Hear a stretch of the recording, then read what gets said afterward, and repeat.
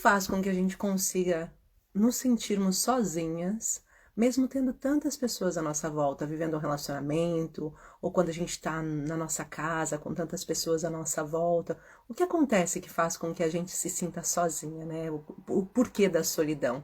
E o que será essa solitude? Provavelmente muitas de vocês já ouviram falar da solidão e já ouviram falar também da solitude. Já viveram momentos de solidão e já viveram também momentos de solitude. E o que distingue esses dois momentos e como conseguir estar nesses momentos de forma diferente, né? Estar bem nesses momentos. Então, a solidão, a gente precisaria voltar um pouquinho no tempo para saber. Bom dia a todas que estão chegando agora, também sejam muito bem-vindas. Wanda, Tam, todas que estão chegando, tá bem? A gente está falando de solidão versus solitude. Então, o que faz com que a gente se sinta só, né? Se a gente for recuar no tempo, é uma questão já desde o início do universo, né? Em Gênesis, Deus fala na Bíblia que vendo que o homem estava só, ele decidiu fazer, então, a mulher para acompanhar. Se a gente for pensar nisso, Adão, ele não chegou a pedir para Deus, olha, faça uma mulher, porque eu estou me sentindo sozinho. Porque a gente só se reconhece sozinho quando a gente já passou pela experiência de ter alguém do lado. Por que filhos únicos têm dificuldade, né, de conseguirem continuar como filhos únicos depois, ou seja, não de continuar como filhos únicos, mas quando vem um irmão, depois de uma certa idade, eles têm uma certa aversão, porque eles não reconhecem quais são as qualidades de ter, então, uma companhia ali como irmão, né, numa idade próxima, não como figuras paternais. E a mesma coisa se nós pensarmos em nós mesmos, né? A solidão, ela é algo que é só através da comparação do outro que a gente consegue se ver sozinho. E a gente também tem a questão da padronização social, ou seja, de todas as coisas que acontecem na nossa sociedade, que são padrões e que são normais, também para nos embasarmos. Ou seja, quando nós vemos um casal passeando de mãos dadas e a gente olha para a nossa mão e a nossa mão está sozinha, a gente entende que a felicidade está do outro lado.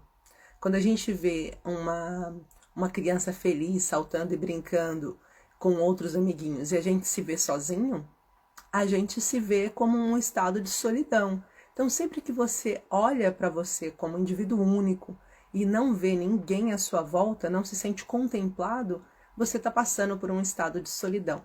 E isso acontece muito, os relacionamentos, eles têm essa tendência de em algum momento a gente acabar se sentindo na nossa solidão, mesmo estando rodeados. E isso tem a ver com dois princípios que eu acabo sempre citando aqui. Um dos princípios vocês já conhecem, que é a questão da gente estar com uma expectativa muito alta e em determinado momento nós nos sentimos descompensadas, como se aquele estado não tivesse sido alcançado, e por não nos sentirmos compensada, a nossa tendência é, bem, eu estava à espera que aquela pessoa estivesse ali para mim, mas ela não está com essa atitude que eu desejaria que ela estivesse. Ela não tem o romantismo que eu desejo que ela tenha. Ela não tem a parceria que eu desejo. Ela não tem o mínimo que eu desejo. Chega a um ponto que a gente já está no lugar do mínimo. Ela não tem o mínimo que eu desejo. E quando chega nesse lugar do mínimo, o nível de frustração também aumenta muito. A gente começa a ficar numa cobrança excessiva do que a gente deveria ter com um relacionamento e não temos. E começamos a comparar com o que não temos. Isso também é bastante complicado. Seja bem-vinda, Sampaio, Manuela. Seja muito bem-vinda. A gente está falando de solidão e solitude. Então, esse processo de solidão, de estar só, ele começa por esses variáveis motivos que eu disse. O primeiro motivo seria o fato da gente estar com a expectativa ou olhando muito para a nossa sociedade em geral e comparando o estado do outro com o nosso estado, né, e nos identificando com solidão, ou até a própria síndrome do porco-espinho, que é falado por Chopin, que ele fala sobre que ele percebeu que os porcos-espinhos encontravam os outros porcos-espinhos na altura do frio e que eles queriam ficar juntos uns dos outros para tirar o nosso frio, para tirar o frio um do outro, para diminuir a sensação de frio. Só que quando eles se aproximavam, eles se magoavam, então se afastavam de novo. Mas o frio aumentava e eles se aproximavam, mas daí se magoavam de novo. E eles ficavam nesse vai e volta. E a solidão é mais ou menos isso. A gente tá sozinho, nós estamos sozinhas, mas de repente a gente se sente vazias. E temos a tendência de procurar no outro um conforto que nos permita estar bem. Isso vai acontecendo diversas vezes, né? Isso acontece por esse motivo principal, que nós procuramos estarmos em evolução constante no coletivo.